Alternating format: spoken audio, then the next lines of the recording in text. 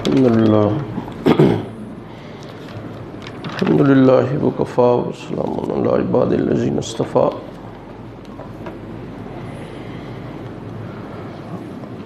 اما بعد فاعوذ باللہ من الشیطان الرجیم. بسم اللہ الرحمن الرحیم. یا ایھا الذین آمنوا کتب علیکم الصیام کما کتب علی الذین من قبلکم لعلکم تتقون. صدق اللہ العظیم. رب اشرح لی صدری ویسر لی امری واحلل عقدۃ من لسانی یفقہوا قولی. میرے انتہائی قابل احترام بھائیو اور عزیزو، رمضان کے حوالے سے رمضان کی حکمت کیا ہے، علت کیا ہے، مقصد کیا ہے، اللہ نے روزے کیوں فرض کیے ہیں، اللہ کیا چاہتے ہیں ہم سے. کل اور پرسوں بھی اس ضمن میں کچھ گزارشات میں نے آپ کے سامنے پیش کی، اور آج بھی انشاءاللہ ہم اسی موضوع پہ بات کریں گے کہ اللہ تبارک و تعالیٰ اصل میں ارشاد فرماتے ہیں کہ ہم یہ چاہتے ہیں کہ ہمارا بندہ متقی بن جائے، تقوی کی لازوال دولت اسے مل جائے، وہ اللہ سے ڈرنے والا ہو جائے، اس سے ہر لمحہ یہ استحضار رہے کہ میرا خالق، میرا مالک، میرا پروردگار میرے ساتھ ہے اور میری ایک ایک حرکت جو ہے وہ اس کی نظر میں ہے اور میں عین اس کے نشانے پہ ہوں. یہ تقوی ہے اور یہ پورے قرآن کی الحمد سے لے کر والناس تک کی تعلیمات کا خلاصہ ہے، اور نبی کریم صلی اللہ علیہ وسلم کی 23 سالہ جو نبوت کی زندگی ہے اس کا بھی خلاصہ ہے، اور ایک لفظ میں کہ بھئی آپ متقی بن جائیں. کہ بھئی آپ قرآن حکیم کا مطالعہ فرمائیں تو بڑے ابتدا میں اللہ تبارک و تعالیٰ سورہ بقرہ میں ارشاد فرماتے ہیں کہ الف لام میم ذالک الکتاب لا ریب فیہ ھدی للمتقین. اللہ نے پہلے تو اپنے قرآن کا تعارف کروایا، جیسے ہر مصنف مؤلف اپنی کتاب کے ابتدا میں پریفیس ہوتا ہے، تقریض کچھ سے کہتے ہیں، پیش لفظ ہوتا ہے، ابتدائیہ ہوتا ہے. تو اللہ تبارک و تعالیٰ نے قرآن کے ابتدا میں یہ تعارف کروایا قرآن حکیم کا کہ اے پڑھنے والے قاری، یہ کوئی عام کتاب نہیں ہے جو آپ پڑھنے جا رہے ہیں، یہ اللہ کا کلام ہے، اور یہ وہ کلام ہے کہ اس میں شک و شبہ کی گنجائش نہیں ہے. آپ کے کانسٹیٹیوشنز، آئین، دساتیر بدلتے ہیں، امینڈمنٹس ہوتی رہیں گی، پہاڑ اپنی جگہ سے ٹل سکتے ہیں، سمندر اپنا رخ پھیر سکتے ہیں، قیامت آ سکتی ہے، قرآن کے زبر زیر پیش میں فرق نہیں آ سکتا.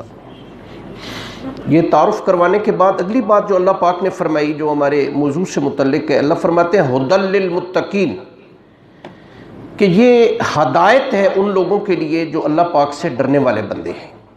بعض ہمارے جو بھائی مٹیریلسٹک ہیں، روشن خیال ہیں، وہ کہتے ہیں جی آپ تو کہتے تھے کہ یہ قرآن جو ہے یہ اللہ پاک نے ساری انسانیت کے لیے بھیجا ہے، تو ہدایت تو صرف وہی حاصل کر سکتے ہیں جو اللہ فرما رہے ہیں کہ جو تقوی والے ہیں. ذہن میں رکھیں کہ اللہ تبارک و تعالیٰ نے اس قرآن کو قیامت تک آنے والے لوگوں کے لیے یہ ھدی للعالمین بھی ہے، یہ ھدی للناس بھی ہے، یہ جہان والوں کے لیے ہدایت ہے. لیکن اس سے فائدہ وہ حاصل کر سکتے ہیں کہ جن کے دلوں میں اللہ کی محبت اور اللہ کا خوف اور اللہ کی رضا ہے. یہ بات آپ نے ذہن میں رکھنی ہے. اس کی مثال ایک عالم نے بڑی خوبصورت مثال دی ہے. وہ فرماتے ہیں بارش تو برستی ہے، یہ جب ایک اچھی زمین پہ برستی ہے تو اس میں جو آپ دانہ ڈالتے ہیں اس میں سے کونپل نکلتی ہے، اور پھر اس میں 7 بالیں لگتی ہیں، اور اس میں 7 سٹے ہوتے ہیں، اور اس میں پھر 700 دانے ہوتے ہیں. اللہ تبارک و تعالیٰ اس ایک دانے کو 700 تک بڑھا دیتے ہیں، اور جب کوڑا کرکٹ اور غلاظت کے ڈھیر پہ یہی بارش برستی ہے تو اس سے تعفن اور بدبو پیدا ہوتی ہے. بارش ایک ہے، لیکن آپ دیکھ لیں جو کفر اور شرک کرنے والے لوگ ہیں ان پہ جتنی مرضی ہے وہ بارش برستی رہے قرآن کی صورت میں یا انبیاء کی تعلیمات کی صورت میں، اس سے کما حق وہ فائدہ حاصل نہیں ہوتا جو فی الحقیقت ہونا چاہیے. ھدی للمتقین، یہ ہدایت صرف ان لوگوں کو فراہم کرتی ہے جو اللہ پاک سے ڈرنے والے لوگ ہیں اور متقی لوگ۔ اللہ پاک نے پھر آگے 2 رکوعات کے بعد تیسرے رکوع میں پہلی آیت میں اللہ پاک نے پھر ایک بات ارشاد فرمائی۔ اللہ تعالیٰ فرماتے ہیں یا ایھا الناس اعبدوا ربکم الذی خلقکم والذین من قبلکم لعلکم تتقون، کہ اے لوگو عبادت کرو اپنے اس پروردگار کی جس نے تمہیں بھی پیدا کیا، تمہارے ماں باپ کو بھی پیدا کیا۔ عبادت کیوں کرو؟ لعلکم تتقون، تاکہ تم متقی بن جاؤ۔ اللہ یہ چاہتے ہیں کہ آپ پرہیزگار بن جاؤ۔ آپ کبھی دیکھیں اللہ تبارک جا بجا مقامات پر قرآن کا شاید ہی کوئی صفحہ جو ہے وہ تقوی کی تعلیم سے خالی، یقین کریں آپ جب آپ پڑھیں گے اگلی آیت ایک چھوڑ کے اگلی آیت میں پھر اللہ فرماتے ہیں کیوں ہے یہ آپ متقی بنیں۔ اللہ یہ چاہتے ہیں کہ آپ تقوی اختیار، اور اس کی 2 تعریفات کل میں نے بڑی خوبصورت آپ کے سامنے میں نے عرض کی۔ آج انشاءاللہ پھر ہم قرآن حکیم کے حوالے سے تقوی کیا ہے اور اس کی مثالوں سے میں بات عرض کروں گا آپ سے۔ اللہ تبارک و تعالیٰ قرآن حکیم میں ارشاد فرماتے ہیں، 4 پارہ ہے اور غالباً 2 رکوع ہے، پہلی آیت ہے۔ اللہ فرماتے ہیں یا ایھا الذین آمنوا اتقوا اللہ حق تقاتہ ولا تموتن الا وانتم مسلمون، اے ایمان والو اللہ سے ڈرو اور اتنا ڈرو جتنا اللہ سے ڈرنے کا حق ہے۔ یہ آیت کریمہ جب نازل ہوئی، مفسرین لکھتے ہیں کہ صحابہ بیٹھے تھے، جبریل علیہ السلام یہ آیت لے کے آئے تو صحابہ نے سوال کر لیا کہ یا رسول اللہ، اللہ سے ڈرنے کا کتنا ایک حق ہے، کتنا ایک اللہ سے ڈرنا چاہیے؟ جب نبی کریم صلی اللہ علیہ وسلم نے فرمایا نا کہ اتنا اللہ سے ڈرنا چاہیے بندے کو، خدا کی قسم صحابہ کی چیخیں نکل گئیں، تھاڑے مار کے رونے لگ پڑے اور عرض کرنے لگے یا رسول اللہ اتنا بھی کوئی بندہ ڈر سکتا ہے جتنا آپ ارشاد فرما رہے ہیں؟ اللہ پاک نے جبریل علیہ السلام کو دوبارہ بھیج دیا اور قرآن کی ایک آیت بھیجی، سورہ تغابن کی آیت ہے۔ یہ آیت کریمہ 4 پارے کے 2 رکوع کی پہلی آیت ہے سورہ آل عمران کی، جو میں نے ابھی آپ کے سامنے عرض کی کہ اتنا ڈریں جتنا ڈرنے کا حق ہے۔ اور اللہ پاک نے پھر اپنا حکم بھیجا، سنے کیا غفور الرحیم ہے ہمارے پروردگار۔ اللہ فرماتے ہیں فاتقوا اللہ ما استطعتم، او میرے بندو اتنا تو ڈرو جتنا ڈر سکتے ہو۔ چلیں اتنا نہ صحیح کہ جتنا اللہ چاہتے ہیں یا جتنا اللہ سے ڈرنے کا، جتنا کر سکتے ہو اتنا تو کرو، تم مکلف ہی اس بات کے ہو کہ جتنا تم کر سکتے ہو۔ یہ آیت کریمہ شاید آپ جانتے ہیں کہ نہیں، بوقت نکاح یہ مسنون ہے، نبی کریم صلی اللہ علیہ وسلم بھی یہ آیت کریمہ جو میں نے ابھی تلاوت کی ہے یہ پڑھتے تھے۔ پھر کبھی آپ دیکھیں سورہ نساء کی پہلی آیت ہے، اللہ فرماتے ہیں یا ایھا الناس اتقوا ربکم الذی خلقکم من نفس واحدہ وخلق منھا زوجھا وبث منھما رجالا کثیرا ونساء واتقوا اللہ الذی تساءلون بہ والارحام ان اللہ کان علیکم رقیبا۔ یہ بھی نبی کریم صلی اللہ علیہ وسلم بوقت نکاح یہ آیت کریمہ پڑھا کرتے تھے۔ اس میں اللہ پاک فرماتے ہیں کہ اے لوگوں ڈرو اپنے پروردگار سے جس نے تمہیں ایک مرد سے پیدا کیا، اسی مرد سے اس کی بیوی کو پیدا کیا، پھر ان دونوں کے ملانے سے اللہ فرماتے ہیں بہت ساری بیٹیاں بیٹے اس دنیا میں ہم نے پھیلا دیے۔ یہ آیت کریمہ بھی مسنون ہے، نبی کریم صلی اللہ علیہ وسلم بوقت نکاح پڑھا کرتے۔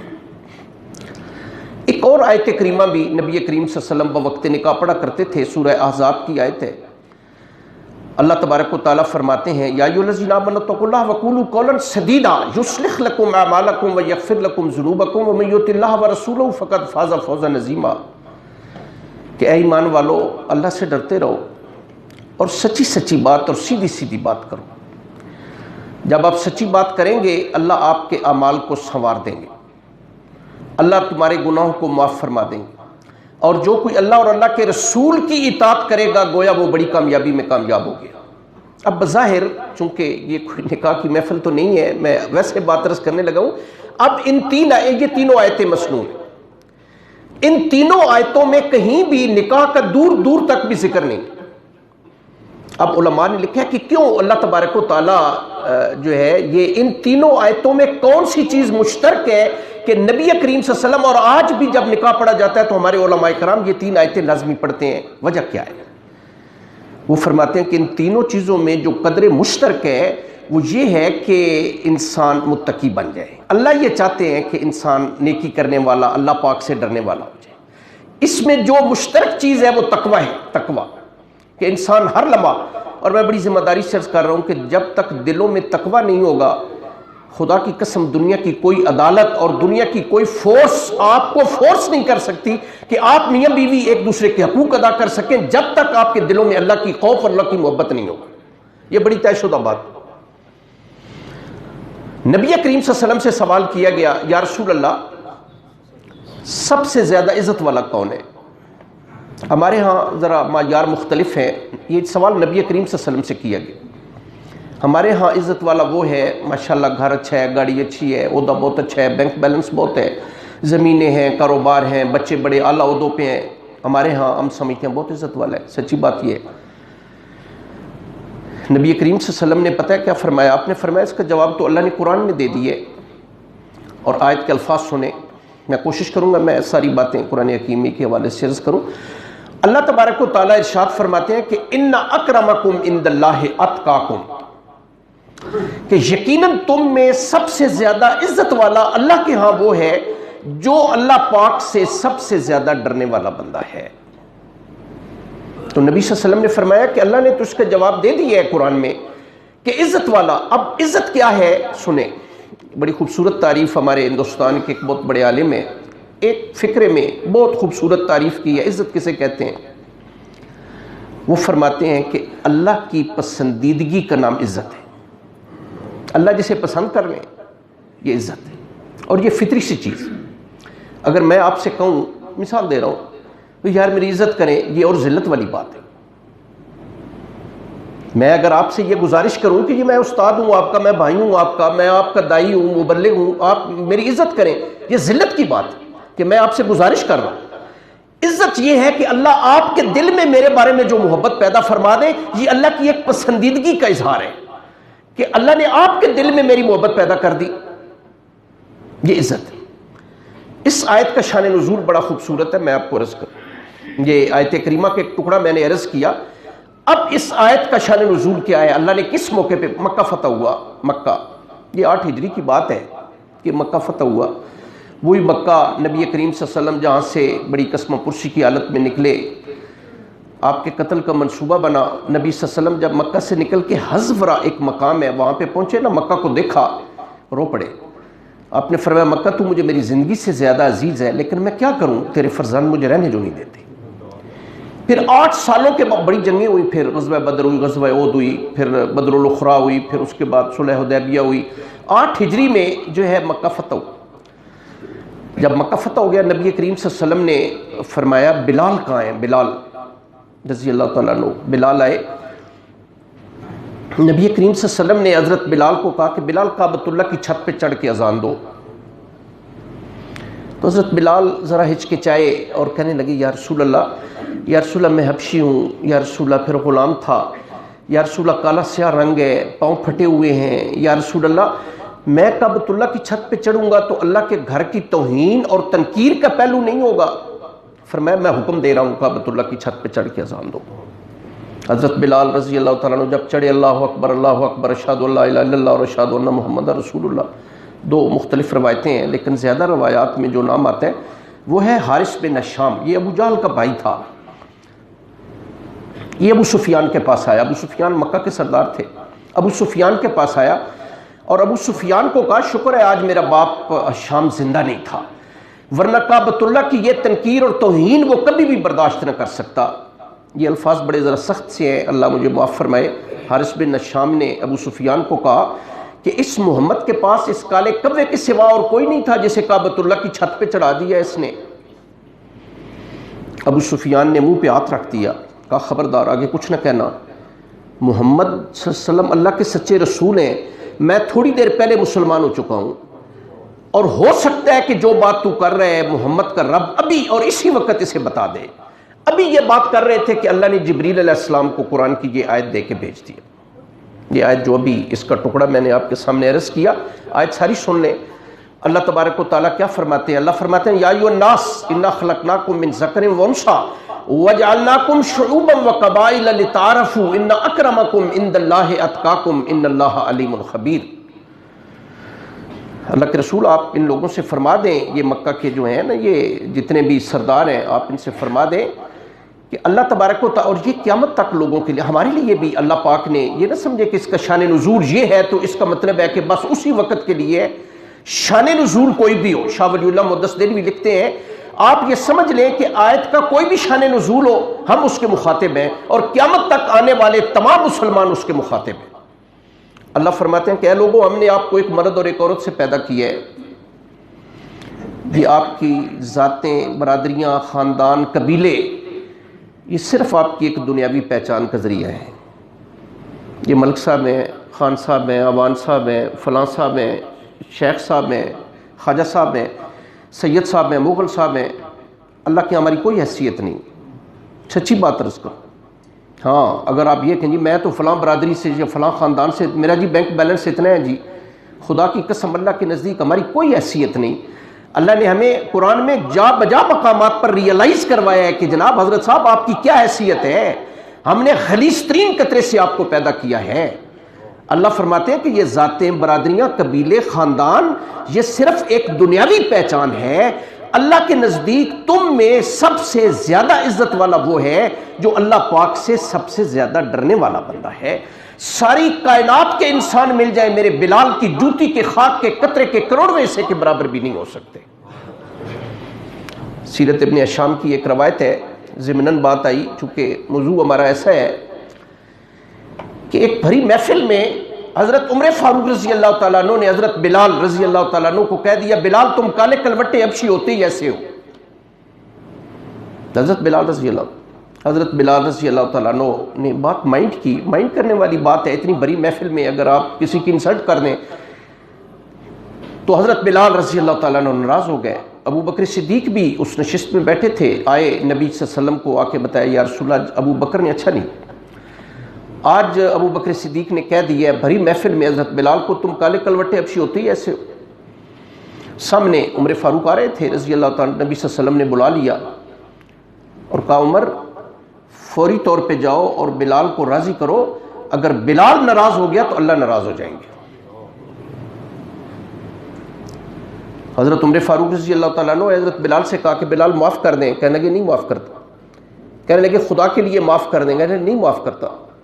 یقین کریں کہ حضرت عمر فاروق رضی اللہ تعالیٰ نے اپنا سر ان کے قدموں میں رکھ دیا اور کہا بلال اب جب تک تو پاؤں کی ٹھوکر سے نہیں اٹھائے گا اس وقت تک جو ہے وہ عمر نہیں اٹھے.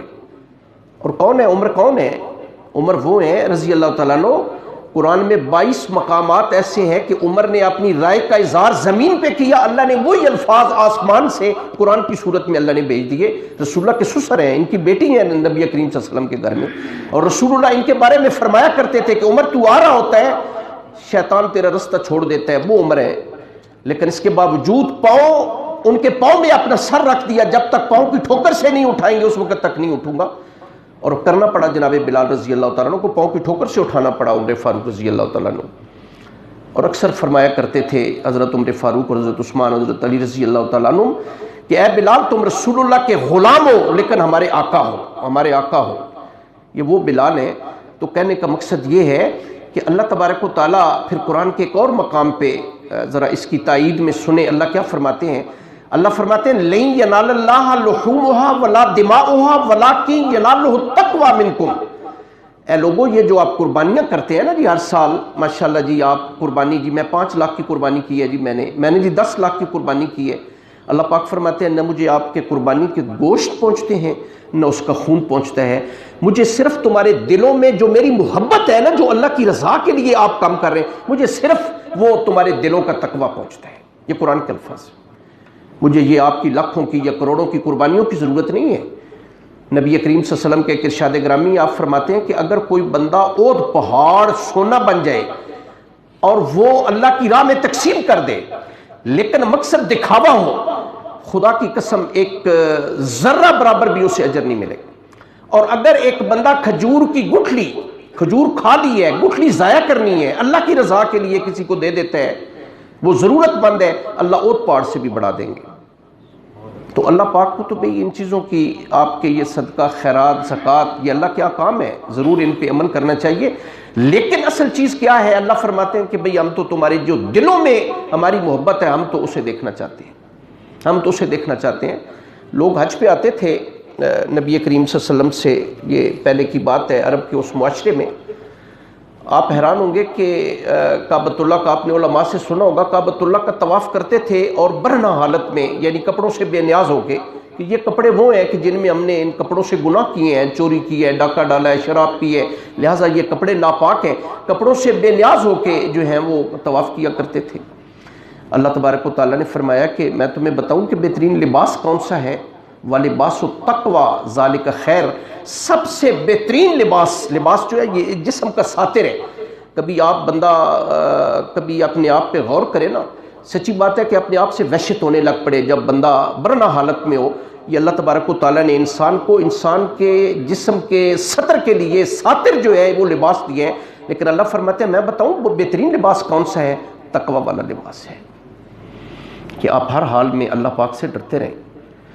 لوگ حج پہ جاتے تھے، آپ حیران ہوں گے، مکہ اور مکہ کے مضافات کے لوگ خرچ لے کے گھر سے نہیں نکلتے تھے، رستے میں بھیک مانگتے ہوئے آتے تھے۔ آپ حیران ہوں گے کہ کہتے تھے کہ نہیں ہماری کمائی حلال کی نہیں ہے، لہٰذا بھیک مانگتے ہوئے جائیں گے، اور جو مکہ مکرمہ میں رہنے اپنا زاد راہ جو ہے وہ بھیک مانگتے ہوئے، مثلاً کوئی یمن سے آ رہا ہے، کوئی کہیں سے آ رہا ہے، کوئی حجاز سے آ رہا ہے، مختلف علاقوں سے آ رہے ہیں، رستے میں بھیک مانگتے ہوئے آ رہے ہیں۔ یہ بات میں قرآن کے حوالے سے عرض کر رہا ہوں۔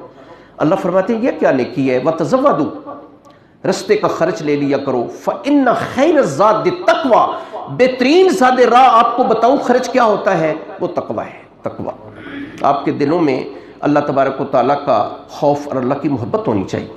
آپ حیران ہوں، اللہ پاک نے یہ باتیں قرآن حکیم میں ارشاد فرمائی ہیں، اور تقوی کے متعلق اللہ تعالیٰ نے فرمائی ہیں۔ اب مکہ کے لوگ کیا کرتے تھے حج کے ایام میں؟ آپ جانتے ہیں کہ 8 ذی الحج کو جو ہے وہ اپنا احرام باندھا جاتا ہے، پھر منا جاتے ہیں، اس کے بعد عرفات جاتے ہیں، مزدلفہ جاتے ہیں، واپس منا آ جاتے ہیں۔ مکہ کے لوگ جب احرام باندھ لیا کرتے تھے، پھر اگر کوئی چیز یاد آ جاتی گھر میں جانا ہے، آپ حیران ہوں گے کہ گھروں میں ان کے دروازے سے داخل نہیں ہونا، کہتے تھے نہیں بھائی بالکل بھی نہیں، اب چونکہ ہم نے احرام باندھ لیا ہے گھر کے دروازے سے داخل نہیں ہوں گے۔ کیا کرتے تھے؟ آپ حیران ہوں گے سن کے کہ پچھواڑے سے چھت پہ آتے تھے، وہاں سے کود کے نیچے آتے تھے، پھر اسی طرح واپس جاتے تھے۔ اللہ پاک نے فرمایا یہ کیا نیکی بنا رکھی ہے آپ نے؟ وَلَيْسَ الْبِرُّ بِأَن تَأْتُوا الْبُيُوتَ مِن ظُهُورِهَا، یہ نیکی نہیں ہے کہ تم گھروں میں پچھواڑے کی طرف سے آؤ۔ وَلَٰكِنَّ الْبِرَّ مَنِ اتَّقَىٰ، اصل نیکی کیا ہے؟ وہ اللہ کا ڈر ہے، وہ تقوی ہے جو تمہارے دلوں میں ہے۔ وَأْتُوا الْبُيُوتَ مِنْ أَبْوَابِهَا، اپنے گھروں میں ان کے دروازوں کی طرف، اگر کوئی کام میں آپ نے آنا ہے تو اپنے گھروں میں اپنے دروازوں سے آؤ۔ پھر اللہ تبارک و تعالیٰ فرماتے ہیں اے دلو، انصاف کیا کرو، انصاف کرو۔ کیوں؟ اللہ تبارک و تعالیٰ فرماتے ہیں یہ تقوی کے بہت قریب، اے دلو ہوا اقرب للتقویٰ، یہ تقوی کے بہت قریب کہ آپ انصاف کریں۔ پھر اللہ تبارک و تعالیٰ فرماتے ہیں کہ اگر کوئی بندہ کسی سے غلطی ہو جائے آپ اسے معاف کر دیں، والکاظمین الغیظ والعافین عن الناس واللہ یحب المحسنین۔ اللہ فرماتے ہیں وان تعفوا اقرب للتقویٰ، آپ معاف کر دیں یہ تقوی کے بہت قریب۔ اللہ تبارک و تعالیٰ فرمائے ان اللہ یحب المتقین واللہ یحب المتقین واعلموا ان اللہ مع المتقین۔ جا بجا مقامات پہ قرآن بھرا پڑا ہے کہ اللہ تبارک و تعالیٰ آپ سے کیا چاہتے ہیں، مطالبہ کیا ہے۔ اللہ فرماتے ہیں میں چاہتا ہوں کہ آپ کے دلوں میں تقوی پیدا ہو جائے، اللہ چاہتے ہیں آپ کے دلوں میں اللہ کی محبت پیدا ہو جائے، اللہ کی رضا پیدا ہو جائے۔ تو اب چند تعریفات تقوی کے حوالے سے، کل میں نے ایک بات آپ سے عرض کی تھی، شاید بات کی تکمیل نہیں ہو سکی، کہ عمر فاروق رضی اللہ تعالیٰ عنہ نے جب بیٹوں کو بلایا اور کہا کہ بیٹو ایک رشتہ بہت اچھا ہے، تو پھر کیا ہوا؟ آپ حیران ہوں گے کہ اس یتیم بچی کو اپنی بہو بنایا عمر فاروق رضی اللہ تعالیٰ عنہ، اپنے بیٹے عاصم سے اس کی شادی کی۔ اور تاریخ میں ایک بہت بڑی شخصیت ہے، نام آپ نے سنا ہوگا لیکن شاید آپ کے بنو امیہ کے خاندان میں ایک عمر بن عبدالعزیز گزرے ہیں۔ میں نے پچھلے دنوں ان کے حوالے سے ایک بات بھی عرض کی تھی، اگر آپ کے ذہن میں، 2.25 سال انہوں نے خلافت کی۔ یہ عبد الملک ابن مروان کے جو ہے یہ آپ سمجھ لیں داماد تھے، ان کے والد مدینہ کے گورنر رہے تھے عبدالعزیز، عمر بن عبدالعزیز بن مروان بن حکم بن عاص بن امیہ، یہ خاندان بنو امیہ میں سے ہیں۔ یہ عمر بن عبدالعزیز جو ہیں، حضرت عمر فاروق رضی اللہ تعالیٰ عنہ کے یہ بیٹا جو ہے آپ کی پوتی کے بیٹے تھے حضرت عمر بن عبدالعزیز، جنہیں 5واں خلیفہ تسلیم کیا جاتا ہے۔ یعنی آپ نے اس یتیم بچی کو اپنی بہو بنایا۔ دیکھیں نا آج ذرا کوئی امیر المومنین کسی یتیم بچی کو اپنی جو ہے وہ بہو بناتا ہے؟ آپ نے فرمایا کہ جو تقوی کی دولت، لا الہ الا اللہ کی دولت تیری بیٹی کے پاس ہے، خدا کی قسم پورے مدینہ میں بمع عمر کے وہ کسی اور کے پاس نہیں۔ سوال کیا گیا حضرت ابو بکر صدیق رضی اللہ تعالیٰ عنہ سے، تقوی کسے کہتے ہیں؟ سنیں یہ چند تعریفات میں آپ کے سامنے عرض کرتا ہوں، تقوی کسے کہتے ہیں؟ فرمایا جو دنیا کی تاریکیوں میں چراغ کا کام دیتا ہے وہ تقوی ہے۔ حضرت عمر فاروق رضی اللہ تعالیٰ عنہ سے سوال کیا گیا تقوی کسے کہتے ہیں؟ فرمایا تقوی یہ ہے کہ میں یہ امید نہیں رکھتا، یعنی میرا مطلب ہے کہ اللہ پاک مجھے بے شک اجر نہ دے جو میں نے نیکیاں کی، اللہ مجھے جہنم کے عذاب سے بچا دے۔ یہ خوف و رجا کی حالت ہے۔ یاد ہوگا میں نے ایک بات عرض کی تھی آپ سے کہ عمر فاروق رضی اللہ تعالیٰ عنہ فرماتے ہیں کہ اگر یہ اعلان کیا جائے کہ ایک بندہ پوری امت میں سے جہنم میں جائے گا، سچی بات ہے مجھے اتنا خوف ہے جہنم میں جانے والا وہ ایک میں ہوں گا، اور اگر یہ اعلان کر دیا جائے ایک بندہ جنت میں جائے گا باقی سارے جہنم میں جائیں گے، مجھے اللہ کی رحمت سے اتنی امید ہے کہ وہ جنت میں جانے والا میں ہوں گا۔ یہ ایک حالت ہے، اور اس حالت کو خوف و رجا کی حالت میں کہتے ہیں، جسے تقوی کہتے ہیں۔ حضرت عثمان غنی رضی اللہ تعالیٰ عنہ سے سوال کیا گیا تقوی کیا ہے؟ تو فرمایا کہ بندہ یہ گمان کرے کہ ساری دنیا جو ہے وہ بچ جائے گی اللہ کے عذاب سے اور مجھ سے پاس پرس ہوگی، یہ تقوی ہے۔ حضرت علی رضی اللہ تعالیٰ عنہ سے سوال کیا گیا تقوی کیا ہے؟ انہوں نے ذرا لمبی بات کی، سن لیں بڑی قیمتی بات ہے۔ فرمایا ہمیشہ اور ہر حال میں اللہ سے ڈرتے رہے۔ جو بندہ اللہ سے ڈرتا ہے وہ لوگوں سے نہیں ڈرتا، اور جو لوگوں سے ڈرتا ہے وہ پھر اللہ سے نہیں ڈرتا۔ فرمایا نمبر 1 کہ بندہ اللہ سے ڈرتا رہے، یہ تقوی ہے۔ نمبر 2 فرمایا کہ اللہ کے احکامات جو اللہ نے قرآن میں ارشاد فرمایا ان پہ عمل کرتا رہے۔ نمبر 3 آپ نے فرمایا کہ اللہ نے جو رزق دیا ہے اس پہ قناعت کرے کہ جو میرے مقدر میں تھا اللہ نے دے دی ہے، زیادہ کا لالچ نہ کرے، جتنا اللہ نے محنت کرے ضرور کرے، جتنا کچھ اللہ، یہ 99 کے چکر میں نہ پڑے کہ اگلے جو 99 ہیں وہ کیسے آئیں گے۔ صبح شام آپ جو ہے وہ اللہ زی جمع مال وعددہ یحسبن مالہ اخلدا، وہ سمجھتا ہے کہ ہمیشہ یہ مال میرے پاس رہے گا، نہیں رہے، گن گن کے اسے رکھتا ہے، نہیں۔ انہوں نے فرمایا کہ قناعت کرے اس پہ جو اللہ نے دی ہے، کہ اللہ نے جو مقدر میں لکھ دیا تھا وہ دے دی ہے۔ اور اس کے بعد چوتھی چیز ہے کہ قیامت کی تیاری، اس کی آخرت کی تیاری کرتا رہے۔ بڑی قیمتی بات ہے۔ نبی کریم صلی اللہ علیہ وسلم سے پوچھا گیا یا رسول اللہ سب سے زیادہ زیرک اور دانا آدمی کون ہے؟ فرمایا کثرت سے موت کی تیاری کرنے والا اور کثرت سے موت کی ذکر کرنے والا۔ یہ حضرت علی رضی اللہ تعالیٰ عنہ ارشاد فرماتے ہیں کہ بھئی ان 4 چیزوں کا اہتمام کرے۔ حضرت عبداللہ بن عباس رضی اللہ تعالیٰ عنہ سے سوال کیا گیا کہ تقوی کیا ہے؟ یہ نبی کریم صلی اللہ علیہ وسلم کے چچا زاد بھائی ہیں حضرت عبداللہ بن عباس، اور ان کے لیے نبی کریم صلی اللہ علیہ وسلم نے اللہ سے ایک دعا کی تھی کہ یا اللہ ان کا سینہ قرآن کے لیے کھول دے، تو اللہ تبارک و تعالیٰ نے واقعتاً پھر ان کا سینہ کھول دیا، اور یہ ترجمان القرآن کے نام سے مشہور ہیں کہ جو سب سے پہلے مفسر قرآن ہے عبداللہ بن عباس رضی اللہ تعالیٰ عنہ۔ آپ سے پوچھا گیا کہ تقوی کیا ہے؟ بڑی خوبصورت تعریف انہوں نے کی۔ سب سے پہلی تعریف کی کہ بندہ شرک سے بچتا رہے، اور یقین کرے کہ سارے انبیاء کی تعلیم کا خلاصہ یہی ہے کہ انسان اپنے اللہ سے وابستہ ہو جائے کہ میرا خالق، میرا مالک، میرا رازق، میرا رب، میرا پروردگار، میرا حاجت روا، میرا مشکل کشا صرف ایک ہے، اور وہ اللہ کی ذات ہے۔ اور اگر آپ سمجھتے ہیں کہ اللہ کے سوا کوئی اور بھی دینے والا ہے، کوئی خالق یا مالک یا رازق یا رب یا پروردگار یا بیٹیاں دینے والا، بیٹے دینے والا، عزت دینے والا، کوئی اللہ کی الوہیت، وحدانیت، ربوبیت، یکتائیت، اس کی ساورن ذات میں، یا اس کے خالق یا مالک یا رازق یا رب ہونے میں، یا اس کے رحمان اور رحیم ہونے میں کوئی دوسرا شریک ہے، تو یہ شرک ہے۔ اور یقین کریں کہ اللہ تبارک و تعالیٰ اسے کبھی بھی معاف نہیں فرماتے، کبھی بھی معاف نہیں فرماتے۔ اللہ فرماتے ہیں ان اللہ لا یغفر ان یشرک بہ ویغفر ما دون ذلک لمن یشاء ومن یشرک باللہ فقد ضل ضلالا بعیدا ومن یشرک باللہ فقد افترى اثما عظیما ومن یشرک باللہ فقد حرم اللہ علیہ الجنہ ومأواہ النار۔ جناب لقمان نے اپنے بیٹے کو کہا تھا لا تشرک باللہ ان الشرک لظلم عظیم، میرے بیٹے کبھی بھی شرک نہ کرنا۔ اور فرمایا نبی کریم صلی اللہ علیہ وسلم نے حضرت انس بن مالک رضی اللہ تعالیٰ اور ابو ذر غفاری رضی اللہ تعالیٰ عنہ کو اور عبداللہ بن مسعود رضی اللہ تعالیٰ عنہ کو کہ خبردار لا تشرک باللہ وَإِنْ خُرِّقْتَ أَوْ قُطِعْتَ، اگر تمہیں زندہ جلا دیا جائے اور تمہارے ٹکڑے ٹکڑے کر دیے جائے تب بھی شرک نہ کرنا۔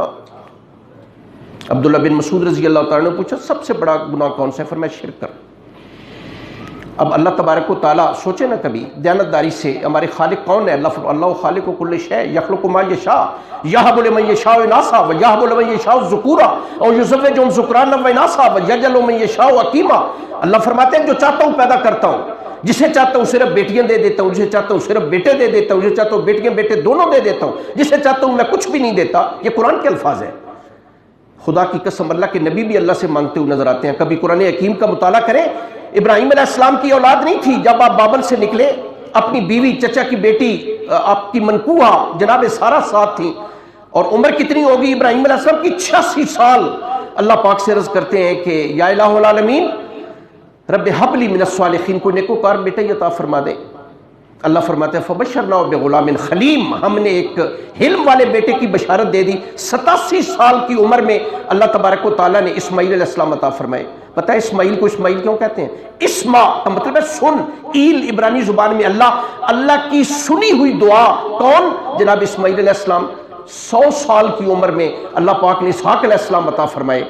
تو اللہ تبارک و تعالیٰ دیکھیں نا، اللہ تو اس بات پہ قادر ہیں. اب بظاہر وہ سارے تو ختم ہیں نا، 100 سال کا بوڑھا ہو، 92 سال کی بیوی ہو، پھر اللہ کے حضور کہتے ہیں الحمدللہ الذی وہب لی علی الکبر اسماعیل و اسحاق ان ربی لسمیع الدعاء. یا اللہ کروڑ احسان ہے کہ بڑھاپے میں آنکھوں کے 2 نور عطا کیے ہیں اسماعیل اور اسحاق علیہ السلام. زکریا علیہ السلام بیت المقدس کے امام ہیں اور کفیل ہیں جناب مریم کے. جناب مریم کے خالو ہیں جناب زکریا علیہ السلام. زکریا علیہ السلام آتے ہیں، باہر سے تالا لگا ہوئے ہے. جناب مریم عبادت میں مصروف ہیں لیکن انواع و اقسام کے پھل اور کھانے پڑے ہیں. اللہ قرآن میں فرماتے ہیں کلما دخل علیہ زکریا المحراب وجد عندها رزقا قال یا مریم ان لک ھذا قالت هو من عند الله ان الله يرزق من يشاء بغیر حساب. هنالك دعا زكريا ربه قال رب هب لي من لدنك ذرية طيبة إنك سميع الدعاء فنادته الملائكة وهو قائم يصلي في المحراب أن الله يبشرك بيحيى مصدقا بكلمة من الله وسيدا وحصورا ونبيا من الصالحين قال رب أنى يكون لي غلام. حجرے میں داخل ہوئے، انواع و اقسام کے پھل اور کھانے. مریم کہاں سے آئے ہیں؟ اللہ اللہ کی حاضر قالت هو من عند الله، یہ میرے اللہ نے بھیجے ہیں. ان اللہ يرزق من يشاء بغیر حساب، وہ جسے چاہتا ہے بغیر حساب رزق عطا فرما دیتے ہیں. تو جناب زکریا علیہ السلام حجرے میں نماز پڑھ رہے تھے، رو پڑے اور کہنے لگے یا اللہ مریم کو بے موسم کے پھل مل سکتے ہیں، آپ دے سکتے ہیں. یا اللہ مجھے بے وقت اولاد بھی تو آپ دے سکتے ہیں. پھر اللہ تبارک و تعالیٰ نے کہا کہ بابا جی بشارت ہو. جبریل علیہ السلام کو بھیجا. کب؟ جب نماز پڑھ رہے تھے، تہجد کی نماز پڑھ رہے تھے. فنادت الملائکۃ وهو قائم یصلی فی المحراب ان اللہ یبشرک بیحییٰ. کہا بابا جی کو بشارت دیں کہ اللہ تبارک و تعالیٰ بیٹے دیں گے. بیٹے کا نام یحییٰ رکھنا ہے آپ نے، یعنی بیٹے کی بشارت بھی دے دی، نام بھی رکھ دیا، بیٹے کا نام آپ نے یحییٰ رکھنا ہے. تو اللہ کے نبی بھی دیکھیں نا جی، اللہ نہ بتائیں تو نہ بتائیں، غیب کا علم تو اللہ جانتے ہیں. تو فوری طور پہ کہنے لگے کہاں سے ہوگا میرا بیٹا؟ 120 سال میری عمر ہے، 107 سال میری بیوی کی عمر ہے. بظاہر وہ سارے ختم ہو چکے ہیں جو بیٹا یا بچہ پیدا کرنے والے ہوتے ہیں. اللہ نے فرمایا یہ میرا کام ہے، آپ کا کام نہیں ہے. میں چاہتا ہوں جسے دیتا ہوں. اللہ اسباب کے محتاج نہیں ہے، آپ اسباب کے محتاج ہیں. یا اللہ دیکھیں اب اللہ کے نبی بھی لیکن تمانیت قلب کتنی چیز ہوتی. اللہ کے نبی بھی کہنے لگا جناب کیسے ہوگا؟ یا اللہ کو نشانی بتا دیں کہ مجھے پتہ چل جائے کہ میرے یہاں اولاد متوقع ہے. آج تو فوری طور پہ چلیں جی جائیں لیبارٹری سے ٹیسٹ کرا لیں، پتہ چل جائے گا پازیٹیو ہے یا نیگیٹو ہے. اللہ پاک نے پتہ کیا فرمایا؟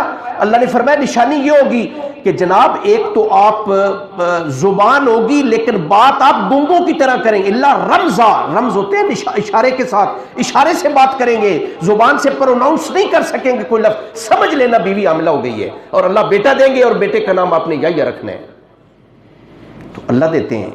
اگر بندے کا یہ ہو کہ نہیں اللہ کے علاوہ کوئی اور بھی دے سکتا ہے، اللہ فرماتے ہیں یخلق ما یشاء، میں جو چاہتا ہوں پیدا کروں. یہب لمن یشاء اناثا، صرف جسے چاہوں بیٹیاں دے دوں. آپ نے دیکھا ہے 3 بیٹیاں جی، 4 بیٹا جی، بیٹا تو نہیں ہے جی. اللہ فرماتے ہیں بعض لوگ ہیں جنہیں بیٹے دے دیتا ہوں، یہ میری مرضی ہے، بیٹیاں نہیں دیتا، صرف بیٹے دے دیتا ہوں. آپ نے دیکھا ہوگا جی 3-4 بیٹے ہیں، بیٹی نہیں ہے. اللہ فرماتے ہیں بہت سارے ایسے بیٹیاں بیٹے دونوں ملا دیتا ہوں. اور جو ذکران و اناثا وَيَجْعَلُ مَن يَشَاءُ عَقِيمًا، اور بعض ایسے ہیں جنہیں کچھ بھی نہیں دیتا، میرے اختیار میں ہے. آپ جہاں مرضی ہے جہاں جائیں، لندن جائیں، امریکہ جائیں، برطانیہ جائیں، جہاں مرضی ہے جائیں، اللہ فرماتا ہے میرے اختیار میں ہے، میں دیتا ہوں. میں جسے چاہوں دوں، جسے چاہوں نہ دوں. ہے کوئی اللہ پاک سے زبردستی لینے والا؟ یقین کریں ہمارے حسین زندگی والے رسول جناب محمد رسول اللہ، پہلا بیٹا حوائر املی میں فوت ہو گیا. جناب قاسم، شاید آپ جانتے ہیں سب سے بڑا بیٹا قاسم، یا بعض نے لکھا ہے کہ زینب، اس کے بعد قاسم، یا پہلے قاسم اس کے بعد کنزیکٹیو 4 بیٹیاں جناب زینب، رقیہ، ام کلثوم اور فاطمہ الزہرا رضی اللہ تعالیٰ عنہ. اوائل عمری میں بچہ فوت ہو گیا. پھر اللہ پاک نے ایک بیٹا دیا عبداللہ، شاید آپ جانتے ہیں نہیں، 2 لقب تھے اس بچے کے، طیر اور طیب. یہ بچہ بھی بیمار ہو گیا اور شدید بیمار ہو گیا، اور نبی کریم صلی اللہ علیہ وسلم کے پڑوس میں آپ کے سگے چچا ابو لہب رہتا تھا. نام سنا ہے آپ نے، تبت یدا ابی لہب وتب. نبی کریم صلی اللہ علیہ وسلم کا یہ بیٹا بھی بیمار ہو گیا. آپ جانتے ہیں پڑوسیوں کو پتہ تو چل جاتا ہے نا کہ بچہ گھر میں کوئی بیمار ہے یا بچہ جو ہے، یہ بچہ بھی بیمار ہو گیا. اللہ مجھے معاف فرمائے، بڑی سخت سی بات ہے. ابو لہب آدھی رات تک جاگتا رہا. کس انتظار میں؟ آپ دیکھیں نا کیسے دشمن تھے جناب، سگا چچا ہے محمد رسول اللہ. آدھی رات تک انتظار کرتا رہا کہ محمد صلی اللہ علیہ وسلم کا بیٹا کب فوت ہوتا ہے اور میں جا کے لوگوں کو مبارک دوں کہ محمد کا بیٹا جو ہے فوت ہو گیا ہے، لہٰذا محمد ابتر ہو گیا، مبارک ہو. آدھی رات کے بعد اپنی بیوی ام جمیل کو جگا کے کہتا ہے کہ رات کو جب محمد کا بیٹا مر جائے مجھے مبارک دینا جگا کے. آپ یقین کریں صبح سحری، کتنے بدبخت لوگ تھے، صبح سحری کا وقت تھا تو اس نے جگایا. اس نے کہا کہ ابو لہب کو، ابو لہب اٹھو، مبارک ہو، محمد ابتر ہوگا. ابتر ہوتا ہے جس کا نام لینے والا کوئی نہ ہو، جس کی جڑ کٹ جائے، جس کی اولاد نرینہ نہ ہو. اس نے جا کے اسود بن عبد یغوث کو جگایا اور جا کے کہا مبارک ہو، محمد ابتر ہو گیا، محمد کا نام لینے والا کوئی نہیں ہوگا. ابو جہل کو جگایا، عتبہ عتیبہ، شیبہ، ربیعہ، ولید بن مغیرہ، عقبہ بن ابی معیط، ابی بن خلف، امیہ بن خلف، ابو البختری بن نشاب، یہ سارے بدبخت کافر اکٹھے ہو گئے اور خوشی کا اظہار کر رہے ہیں کہ آج محمد کا نام لینے والا کوئی نہیں ہوگا. نبی صلی اللہ علیہ وسلم بھی رو دیے. اللہ نے جبریل علیہ السلام کو بھیجا اور اللہ نے کہا اللہ کے رسول پریشان نہ ہو، انا اعطیناک الکوثر فصلی لربک وانحر ان شانئک هو الابتر. مجھے میری عزت کی قسم ہے قیامت تک میرے نام کے ساتھ آپ کا نام رہے گا، ان کا نام لینے والا کوئی نہیں ہوگا. آج دیکھ لیں کہیں آپ کو ابو جہل اور ابو لہب نہیں ملے گا، عتبہ عتیبہ نہیں ملے گا. آج ہر دوسرا بچہ ہمارا کوئی محمد ہے، کوئی احمد ہے. قیامت تک لا الہ الا اللہ مکمل نہیں ہوتا جب تک محمد رسول اللہ نہ ہو. تو کون دیتے ہیں؟ اللہ پاک ہی دیتے ہیں. جناب رسالت مآب صلی اللہ علیہ وسلم کا بیٹا ابراہیم، شاید آپ نہیں جانتے، ماریا قبطیہ کے وطن سے، مکوکو سے مصر نے یہ لونڈی بھیجی تھی نبی صلی اللہ علیہ وسلم کو. رسول اللہ کے ایک اور بیٹا مدنی زندگی میں پیدا ہوا، ابراہیم اس کا نام تھا. 18 مہینے کا بیٹا باپ کی انگلی پکڑ کے چلتا ہے. یہ بیٹا بھی شدید بیمار ہو گیا، نبی صلی اللہ علیہ وسلم کی گود میں ہے. ٹپ ٹپ آنسو گر رہے ہیں نبی کریم صلی اللہ علیہ وسلم کے اس کے چہرے پہ، اور آسمان کی طرف اٹھا کے کہتے ہیں کہ ابراہیم دل تو میرا بھی بڑا تھا تو زندہ رہتا، لیکن میرے اللہ کی مرضی، یا اللہ تیری مرضی. اور اسی وقت بیٹے کی جان جان آفرین کے سپرد کر دی. تو یہ دینے والے لینے والے کون ہے؟ اللہ تبارک و تعالیٰ کی ذات ہے. یقین کر لیں. اور اگر یہ بندہ کوئی سمجھے کہ اللہ کے علاوہ کوئی اور بھی دے سکتا ہے، اللہ کے علاوہ کوئی حاجت روا اور مشکل کشا کوئی اور بھی ہو سکتا ہے، نہیں میرے بھائیوں، ہمیں تو اللہ کے نبی بھی اللہ پاک سے ہی مانگتے ہوئے نظر آتے ہیں. تو جناب میں عرض کر رہا تھا حضرت عبداللہ بن عباس رضی اللہ تعالیٰ عنہ، انشاءاللہ میں کوشش کروں گا، ٹائم ہوا تو کفار مکہ کے عقائد میں عرض کروں گا. ہم پھر اپنا کمپیریزن کریں گے کہ ہمارے عقائد میں اور ان کے عقائد میں جو ہے وہ کیا فرق تھا. تو شرک جو ہے اللہ تبارک و تعالیٰ فرماتے ہیں سارے گناہ معاف فرما دوں گا. لا والی یا ابن آدم لو بلغت ذنوبک عنان السماء، اے میرے بندے مجھے پرواہ نہیں تیرے گناہ زمین سے لے کر آسمان کے کناروں تک کیوں نہ پہنچ جائیں، اس حالت میں تو میرے پاس آئے، زندگی میں کبھی شرک نہ کیا ہو، جتنے گناہ لے کے آئے گا میں اتنی رحمت لے کے تیرے پاس آؤں گا. تیرے گناہوں کو صرف معاف نہیں کروں گا، مجھے میری عزت کی قسم ہے نیکیوں میں بدل دوں گا. شرط یہ ہے کہ تو شرک نہیں کرے. اللہ تبارک و تعالیٰ کو یہ بات پسند نہیں ہے. جناب رسالت مآب صلی اللہ علیہ وسلم نے اپنے چچا زاد بھائی حضرت عبداللہ بن عباس رضی اللہ تعالیٰ عنہ سے فرمایا تھا، اے غلام دیکھ تو اللہ کی طرف دھیان رکھ، اللہ تیری طرف دھیان رکھیں گے. اور لبے لباب بات کا فرمایا جناب محمد رسول اللہ صلی اللہ علیہ وسلم نے، اے عبداللہ ساری کائنات مل کے تجھے فائدہ پہنچانا چاہے نہیں پہنچا سکتی جب تک اللہ نہ چاہے، ساری کائنات مل کے تمہیں نقصان پہنچانا چاہے نہیں پہنچا سکتی جب تک میرا اللہ نہ چاہے. نفع اور نقصان کی مالک ذات ایک ہے اور وہ صرف اللہ کی ذات ہے. عالم الغیوب ذات صرف ایک ہے جو اللہ کی ذات ہے. بیٹیاں وہ دیتا ہے، بیٹے وہ دیتا ہے، عزت وہ دیتا ہے، سماعت اس نے دی، بصارت اس نے دیا، لباس اس نے دیا، رزق وہی دے رہا ہے، گھر اس نے دیے، عزت اس نے دی، بیویاں اس نے دی، بیٹے اس نے دیے، بیٹیاں اس نے دی. یہ ساری عطا کس کی ہے؟ اللہ کی. اور پیشانی کس جھکے کسی اور کے حضور، اللہ بڑی غیرت والے ہیں. سچی بات ہے اللہ کو یہ بات پسند نہیں کہ ساری چیزیں دوں میں اور تیری پیشانی جو کہ کسی ایشور اور پرمیشور اور جگدیشور اور پدماتما اور بھگوان اور وشنو اور شیو اور ردر اور ادر اور اگنی اور ماتا اور یہ ہبل اور یہ لات اور یہ منات اور یہ عزا اور صاف اور نائلہ اور ود اور سوار اور یعوس اور یعوق اور نصر، اللہ تبارک و تعالیٰ یہ بات مجھے پسند نہیں ہے، میں بڑی غیرت والا ہوں۔ اللہ فرماتے ہیں جتنے گناہ لے کے آئے گا مجھے پرواہ نہیں، میں صرف اگر معاف نہیں کروں گا تو ایک گناہ ہے، اور وہ شرک والا گناہ ہے، وہ میں کبھی معاف نہیں کروں گا۔ جو گزارشات کی گئیں اللہ آپ کو مجھے عمل کی توفیق نصیب فرمائے۔ وآخر دعوانا الحمدللہ رب العالمین۔